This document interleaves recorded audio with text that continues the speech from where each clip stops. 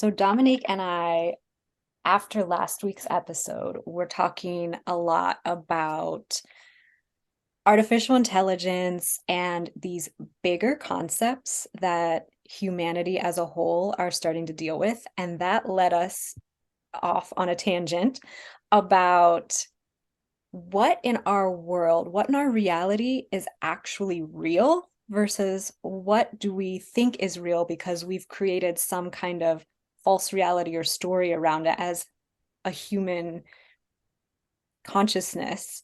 And because of our global cultural conditioning, we see these things as real and important and necessary for our life. But honestly, if some new species or alien came to Earth and we were trying to describe things to this alien, the alien wouldn't understand a lot of these things we are trying to describe because they're so intangible compared to things that are quote unquote real. Yeah. And some of the stuff that we're, talking about would be like money, even like marriage contracts or contracts in general. Because when you think about it, back in the day, it was kind of like, here's my daughter for, 5 cows. Right. I And mean, marriage was very pragmatic back in the day. yeah, yeah. And, so many other resources that we've given great importance to, but because it's us defining the importance. And of course, we all need money. We all need these types of resources because that's how the world functions. But when we kind of step back and we have a little bit greater awareness of just how these are kind of controlling our lives in a lot of ways, and the limiting beliefs and stories that we can create around these items, it can really open our minds up to better understanding what is of true importance in life and what is real for us. Hmm. I had always, on my own, thought about money in this really pragmatic, concrete way. Of course, money is how we survive at this point. But when you just take a step back and look at actual money, I'm not talking about credit or digital money, which is kind of where we're at now, but cash. When you have cash, bills, and coins in your hand, it's just paper or metal or whatever the coins are made out of. And we as humans, all humans, put value on this money that this equals $1, that this paper that's the exact same size, the exact same shape is worth $5 because there's a five on it instead of a one. And we've all, as a global collective, have quote unquote bought into this idea that this money has value. Hmm. Yeah, I know another thing we talked about too was like borders, the borders and territory of nations, countries, different titles that people have Yeah. in hierarchy, and even human rights Yeah, human as rights. I well. had never thought of that one until I read the book Sapiens by Yuval Noah Harari, which I Yeah. think we mentioned him in the last episode too. That book I read a few years ago, and it really opened my mind to this whole idea of real versus not real. He uses much better vocabulary than that to describe this, and I'm not even going to try to discuss it as clearly as he does. But the idea of human rights, we all deeply care about human rights Mm. and we all legitimately find them incredibly important. And they are at the forefront of importance in our society today. But he points out it's all made up. We all, like, actually, if as an animal, if we look at ourselves at the most basic level of just being another animal on this planet, we don't actually have any more rights than any other animal. But we as a human collective created this idea and we've all bought into it. Hmm. So it's not a concrete thing. It only exists because it exists in our collective consciousness. It's the Right. same with time, which time is another Mm. mind blowing one. Yeah. Yeah. And for me, when I think about all these things existing because of human consciousness, it's like, can you imagine?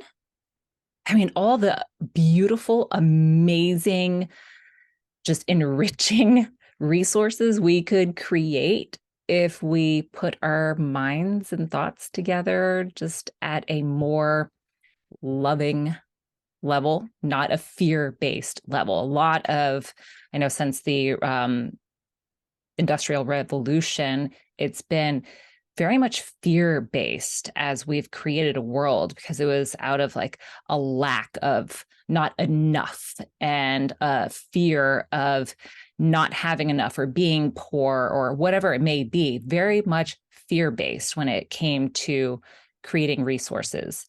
But can you imagine what we could create if it came out of more of that place of love and providing support for others, giving for others instead of just thinking about ourselves and our own well-being, but more of just as a whole? I mean, there's so much potential for us to create a beautiful world with that awareness.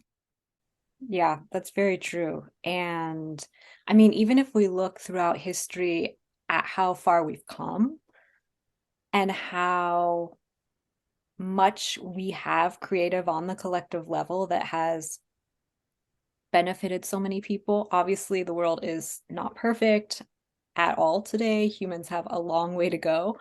But looking at the progress that has been made, even in terms of technology and art and um, just globalization, how easily we can arrive to one another now with the technological advancements in transportation. And Mm, that's always still sort of a little bit magical, flying between time zones or something. And you're like, this morning I was across, I the know. ocean, and now I'm in this whole new place. It's amazing. Yeah, I get a kick out of that. When I was younger, I used to love that whole thought process.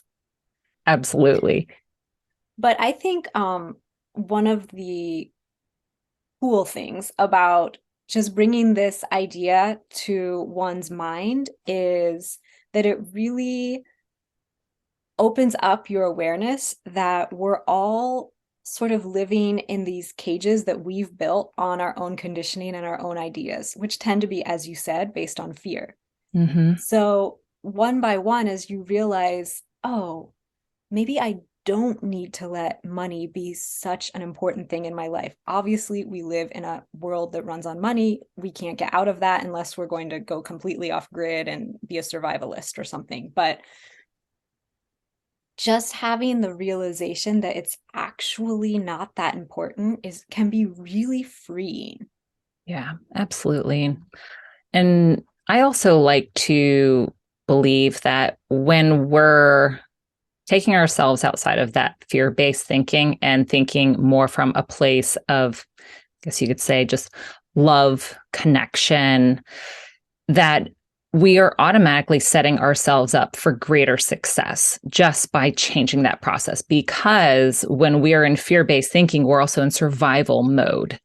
So our thought process is not as clear as it could be if we were coming from a place of neutrality or love or potential. We're automatically setting ourselves up for success in a lot of ways. So it's almost like you don't have to worry so much then about the money of it, or if it's, title that you're going after, or, taking that next level up in your career. It really has so much to do with the beliefs that we are carrying and the meaning that we're giving things as well, because that drives our actions. That's a great point. I think it's also a really helpful exercise to think about, and when I say this, I don't mean pets, but think about animals that are out in nature and what rules or laws they have to abide by. It's only rules of nature. Like they follow the seasons. They um reproduce, they collect their food, they build a shelter, they do these things to help their survival. But borders don't apply to animals. When you look at a bird, that bird can fly across state borders. If it's in the United Yeah. States, it can fly to another country. There's no border patrol for the birds. It can do whatever it wants. When I was living in Spain, I used to just stare at the birds when I found out I couldn't stay and we had to return to the US. And I would just think those birds are free, much freer than I am, Wow. Yeah. When because you those put it birds that way. can fly and live wherever they want. Obviously, they're guided by their instincts and they don't have this knowledge. They don't even know they're in a country, right? Right. But So mm, we're so restricted by these ideas that have become such a concrete part of our world. In the example of borders, I think it's one of the more clear examples, because these borders were created and they don't actually even exist. You're just driving and then suddenly you're in a new state, or suddenly you're in a new country, and there's nothing there to create a border necessarily. mhm. But we all agree they exist. Every human on earth has agreed to this story of borders. Yeah.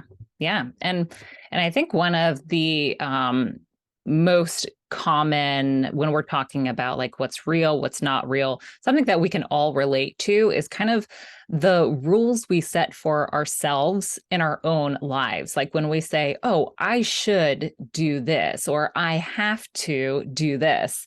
And it's something I've thought about so very much recently, because I used to tell myself all the time, "Oh man, okay. I really should write a newsletter and, post this on Instagram, and but you know what? I'm just really not feeling like it." And I would just have this battle with myself. I mean, this is obvious, like a real simple thing compared to when we're talking about territory, human rights. But again, most people can relate. And it's like, well, who's telling me I have to do this? Like I'm creating rules for myself that aren't necessary. But to me, Right. I felt like, no, I have to. So I think that's one specific area where if we all just took a look at what rules have we created for ourselves that are no longer serving us or never served us at all, and to identify and realize like, hey, this isn't real. Like this is something that I'm making up because I saw somebody else do it, or I was told this when I was younger. And then identify like, okay, what is really important to you? What's the truth behind that? Yes. And this is really hitting home for me, because I think this is my year of realization about this exact kind of thing you're talking about, where I got really caught up in this idea of micromanaging myself through habit tracking and goals and all these things that we're taught are really beneficial. But as thanks to you, I've learned so much more about my own human design. I it it's not, it doesn't feel good for me to be doing this anymore. And it makes sense because of what my human design chart shows. Mhm. And learning, instead of doing what my brain and mind thinks I should do, whether it's something I self-imposed or something I saw the crowd doing, listening to my body, listening to my heart more than my mind when I'm making these decisions about Mhm. what's best for me, what's real for me in this moment, Yeah. and what do I know in my body I should be doing in this moment, rather than what my mind is making me, like through guilt, think I should be doing. Yeah. And that's one thing that I love so much about human design is that it helps you better understand the way you're thinking and the way your current thinking may be limiting you from fully stepping into your truth and who you are. And for you, Carrie, I know we've talked about like that gate 15 is part of the rigidity that you're kind of fighting against at times, and that gate 15 is for greater ease and flow. And I know that brought a lot of comfort to you, realizing like, hey, no, I'm not supposed to be consistent. I'm actually supposed to kind of be flowing with what feels good, and having an open G center and open identity center too, which is where a lot of that confusion of like, okay, who am I? Like, what identity, what truths, am I going with? And a lot of that guilt can come from it. And I have an open G center as well. So it's one of those areas where I feel like if we just have greater awareness of why we think the way we're thinking, why we're creating rules for ourselves that really are, pointless in a lot of ways, then that's when we can create change. When we have the awareness, we can then decide what we want to do with it. And trying to identify, where did that belief first come from that this is of importance or something I should be doing? Is it something that I truly believe in? Or am I just doing it because it looked cool when I saw someone doing it on Instagram, or it seemed like it would be a good idea and it used to serve me 5 years ago, but it's no longer serving me because I'm in a different season of life? Yeah. Yeah, that's another big one, is allowing yourself to have some compassion for yourself and others, knowing that we're dynamic beings and those Mm. seasons of life are creating tremendous change in many of our lives. And just understanding that, that is a normal thing and that is absolutely expected for the majority of us. And when it comes to identifying, what's real and not real, again, taking it back to, it's the meanings that we put into these resources or into these experiences that drive everything that we do within our lives. And we'll talk about it till we're blue in the face, but it ultimately, I believe, at least for myself, that it comes down to the fear-based thinking versus love based, and trying the best we can to always be led from a place of love, which is where we're going to create greater connection, not just within ourselves, but within our communities and the consciousness as a whole, creating a better world overall in time, all based from a place of love.